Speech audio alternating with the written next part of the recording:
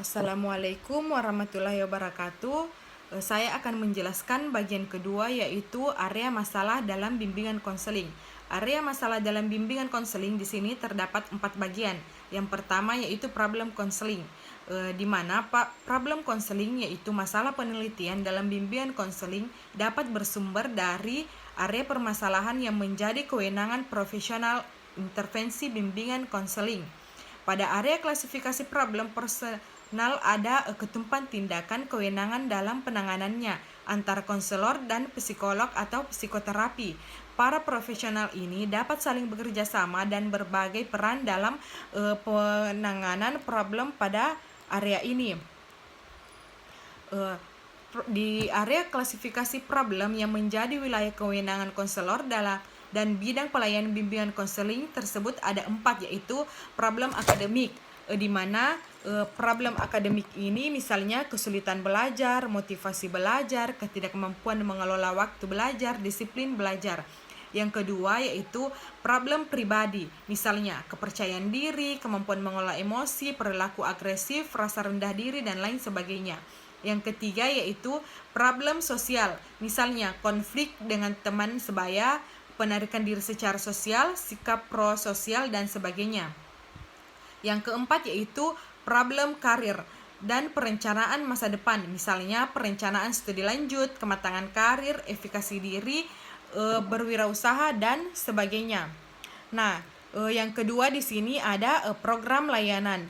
Program kegiatan dan pelayanan dalam bimbingan konseling mencakup semua usaha yang dilakukan untuk membantu konseli mampu menghadapi dan merencanakan masalahnya. Dalam sistem pelayanan bimbingan konseling di institusi pendidikan formal khususnya persekolahan di Indonesia, kerangka program bimbingan konseling terdiri atas 4 bagian utama, yaitu struktur kegiatan dalam penyusunan program, kedua bidang yang tercakup dalam program, yang ketiga komponen-komponen kerja dari program, yang keempat strategi pelayanan yang dapat dilakukan. Peneliti dapat mengeksplorasi dan mengidentifikasi masalah pada setiap bagian tersebut untuk menjadi objek kajian dalam penelitiannya. Yang ketiga yaitu populasi sasaran layanan. Populasi sasaran layanan bimbingan konseling mencakup ragam individu atau komunitas individu yang ada di masyarakat, baik yang berada di latar sekolah maupun latar luar sekolah. Ini dapat dibedakan menurut kelompok usia dan lokus. Dari sisi kelompok, usia populasi sasaran layanan bimbingan konseling dapat mencakup semua populasi manusia pada semua rentan usia, mulai dari usia dini yaitu di bawah 5 tahun, anak-anak 5-11 tahun, remaja 12-25 tahun, dewasa 26-45 tahun, dan lansia 45 tahun sampai 65 tahun hingga usia lanjut 65 tahun ke atas. Dari sisi lokus atau setting layanan, pelayanan BK dapat menjangkau komunitas yang berada di sekolah maupun di luar sekolah. Yang pertama yaitu ada populasi layanan untuk komunitas di sekolah mencakup peserta didik yang berada pada jenjang jenis satuan pendidikan seperti pada murid taman kanak-kanak, murid sekolah dasar, siswa sekolah luar biasa, siswa sekolah menengah atas, menengah kejuruan maupun mahasiswa.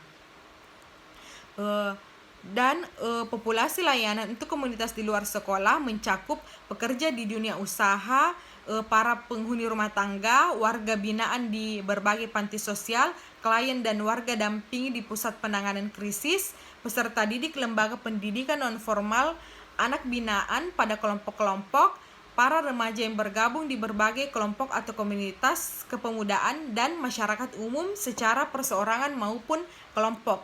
Dan yang terakhir yaitu ada penyelenggara layanan. Penyelenggara layanan bimbingan konseling mencakup seluruh pihak yang terlibat dalam penyelenggaraan layanan bimbingan konseling dan atau layanan yang sifatnya senada dengan layanan bimbingan konseling.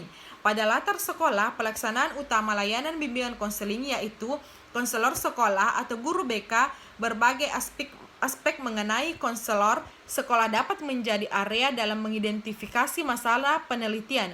Ini dapat mencakup masalah yang terkait dengan aspek kecukupan, distribusi, sistem penugasan, kompetensi, motivasi, dan komitmen kinerja atau berbagai aspek yang terkait dengan pribadi mereka. Di samping konselor sekolah, berbagai sifat sekolah khususnya pada guru juga menjadi mitra kerja konselor dalam mengoptimalkan pelayanan BK di sekolah. Dengan demikian, guru dan staf sekolah lainnya juga dapat dimasukkan sebagai bagian dari pelaksanaan layanan lainnya, juga dapat dimasukkan sebagai bagian dari pelaksanaan layanan BK. Itulah tadi materi dari bagian kedua. Assalamualaikum warahmatullahi wabarakatuh.